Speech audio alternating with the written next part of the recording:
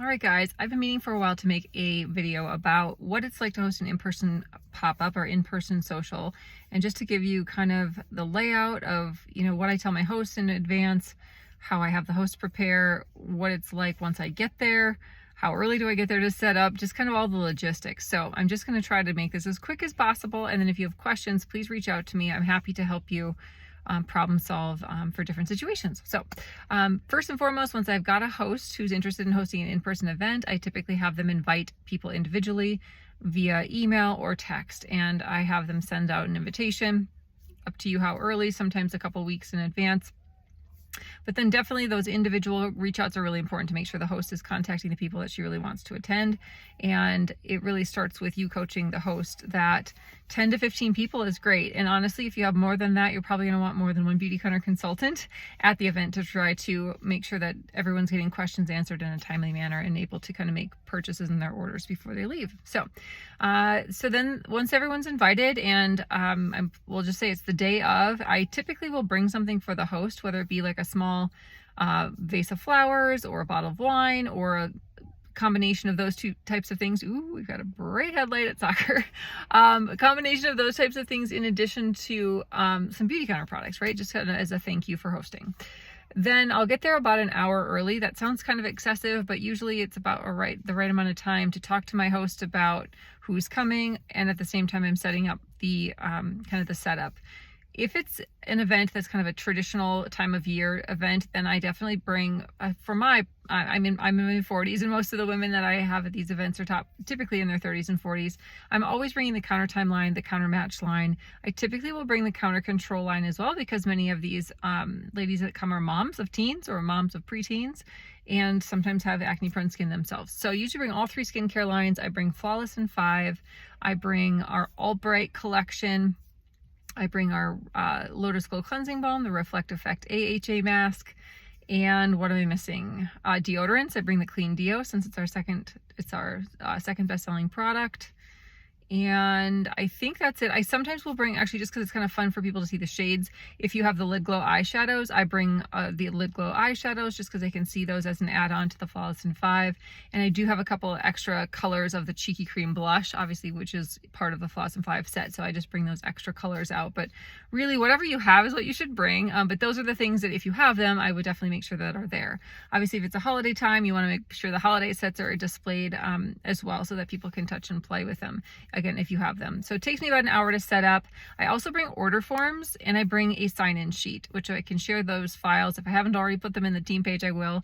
But basically we'll say my sign-in sheet first. It just has their name, address, phone number, and then who referred them. Obviously it's their host, the host in this case, and whether or not they're a consultant or a guest or a client. So that's really important, I think, to capture people's information. Then you can thank them for coming. You can also send them a sample, reach out if they didn't order later on, and just also add them to your newsletter and kind of to your Facebook groups and things like that to keep in contact with. So I typically have everyone sign in as soon as they arrive, and I just say I'm doing a small giveaway, which is usually I'll often do like a small sample baggie of just all of our samples. So a bunch of samples. Again, if you have a couple extra small mini products are left over, you could kind of formulate any kind of a small gift. It doesn't have to be much, but just basically I then have that. I leave that with my host. I draw a name after the event is over, and then my host is able to deliver the gift to whoever the winner is. So they're signing in thinking, or they're signing in for the purpose of my ability to capture their contact information, but additionally for them to sign up for this door prize that I'm giving away. What else? I have lately been using my laptop, so I'll bring my laptop with me, and I've been using that for placing orders and also for showing the Greg Renfrew Goldman Sachs video, which is a 3-minute video. It's about 4 or 5 years old at least now, but it does do a great job. I feel like there's another one called We All Deserve Better. Just 2 good videos that are really the Beautycounters put out that help us to kind of describe who our company is and what we do. So I oftentimes will start the event with that, but I'll kind of retrack for a little bit. So the other paperwork that I have with me is an order form. It may seem old school to many of you to have paper forms printed, but I find people like to have something to look at as far as what our products are, and they also have something to have something to kind of figure out their own budget on and things like that too. So I like to print an order form for them to use. So what happens usually is everyone gets there, say that the event starts at 3 o'clock in the afternoon. I'll probably wait till 3:15, 3:20, and I'll be asking my hosts along the way, does this feel like everybody who, had said they were going to make it today or what have you? And then we'll get started, and I will just kind of kindly, usually people are eating and drinking. Oh, food, I should say. I don't ever have the host make a lot of food. If they want to, they certainly can, but I recommend something like just some nuts, cheese and crackers, maybe some fruit, and a couple beverage options. It does not have to be much. People are going to be very busy talking about the products and learning about them. They're not going to be like planning to eat a ton. So oftentimes I'll have people like grab food and stuff right away when they get there. That way they've got a plate of food, they're kind of comfortable, they've got something to do, they don't feel like they're, standing and waiting for the action to happen. But then once everyone's kind of got their drink and their food, then I will say, okay, okay, ladies, I'd love to like introduce you to Beauty Counter and just share just a few moments, who our company is, a little bit about our company so that you kind of know why we're here today. And I think one of the best ways for us to do that is to start with this video that was made by our company, and it really introduces you to our CEO and why she started this brand from the first place.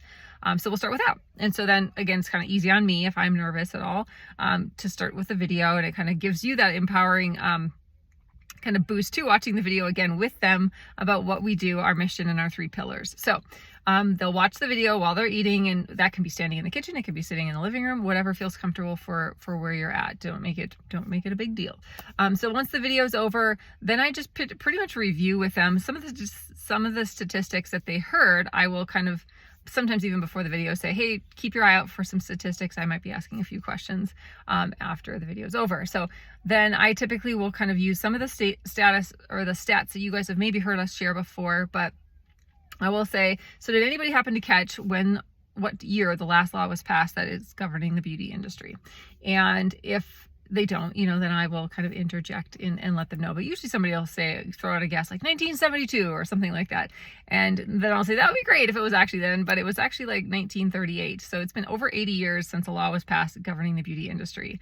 And so it is kind of crazy to think that even if, it's been 80 years since the law was passed, but even back then when they passed the law, it was only a page and a half long.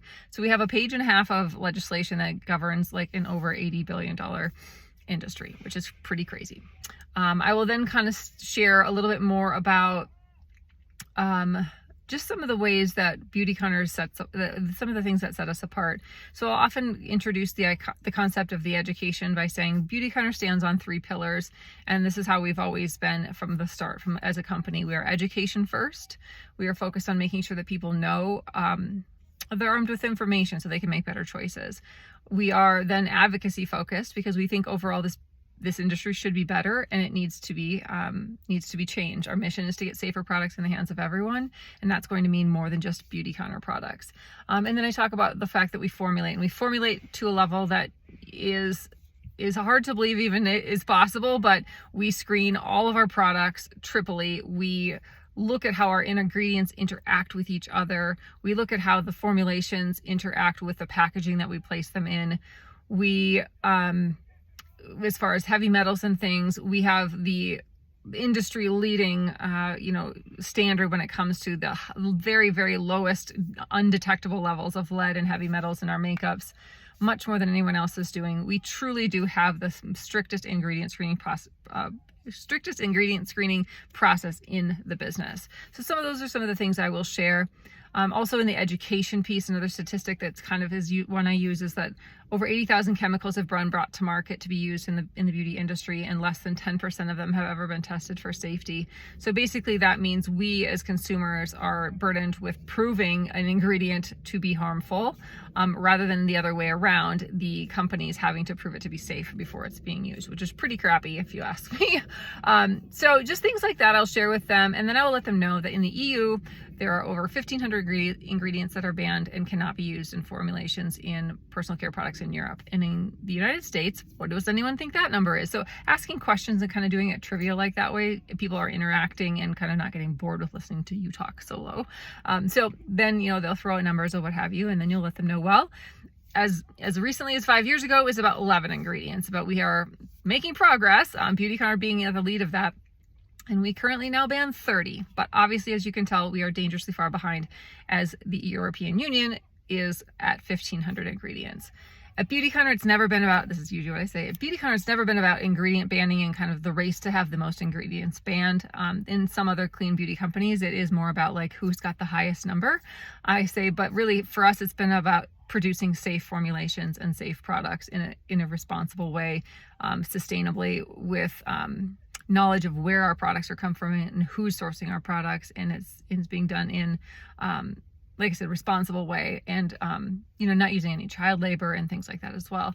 But I will often say currently we ban 1,800 ingredients. As I was mentioning, it's not about the number of ingredients, because we consider parabens, that class of ingredients, as one ingredient banned, and many other companies might count that as hundreds of ingredients banned. So just be careful. Again, there's a lot of people who are touting to be clean because they know it's kind of the thing that consumers are looking for now, but we're doing it because it's the right thing to do, and we're formulating in a way that's safe, first and foremost. So that's what I'll share. I will talk a little bit about that from an education standpoint. I will talk about how we are at the state and local level meeting with our representatives in government to try to help pass more legislation.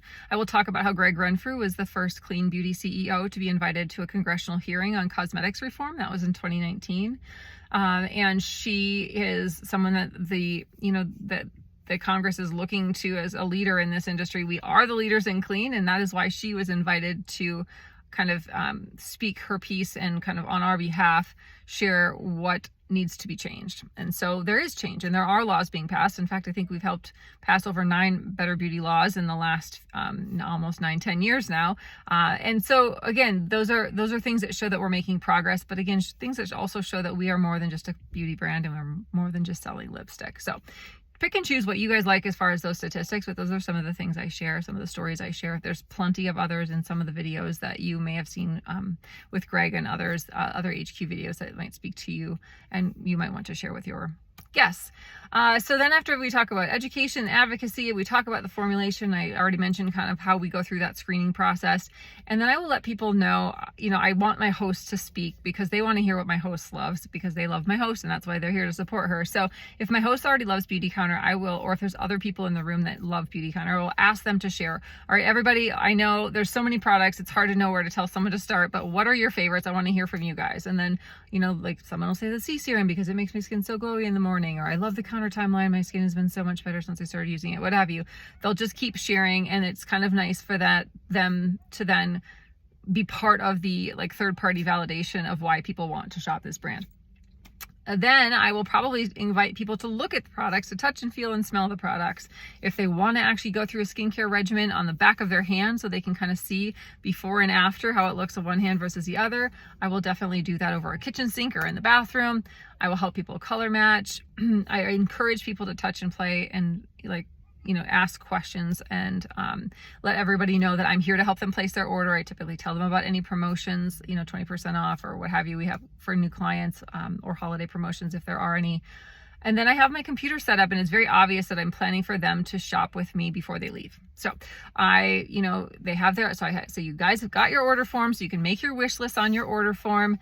Let me know if you've got any questions about first steps and where to start. I always suggest starting with skincare. Your makeup can't be an A if your skincare is a D. We use phrases like that. So really just helping encourage people to start with healthy, clean, fresh skin, because quite honestly, they will need less makeup, and they will just be so pleased with their results when they find these products. So I think that's it. I hope that helps. Usually I schedule a time frame of about 2 hours. I'm usually there 2 hours for the event itself. I'm probably usually there around 4 because I'm there an hour after, and maybe 30 to 45 minutes, beyond, depends on how the event goes.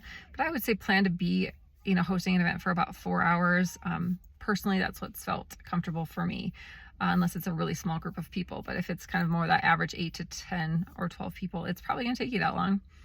And I'm sure I'm forgetting something, but hopefully that helps just to kind of get you the flow of how things go in an event. And again, this is now almost 15 minutes long, but I hope it's useful. Maybe you can look back to it and search back to it. The only other thing I would say is from a setup standpoint, it's kind of nice if you want to print a flyer or two of our mission, or a flyer of Flawless in 5 to have sitting next to the product. You could do mini little info cards with counter time, counter match, and counter control. But again, if you've got the printed order form from behind the counter, it does describe those products on the order form itself. So if you don't have flyers and you didn't set up little signs, it's totally fine. So I hope this helps you guys. And again, reach out. I would love to help you get going with in-person events. I truly feel like it's the best way to tell our story, to share our products and our mission, and to really make an impact in people being educated about the products that they're using so that they can choose safer. Thanks, guys.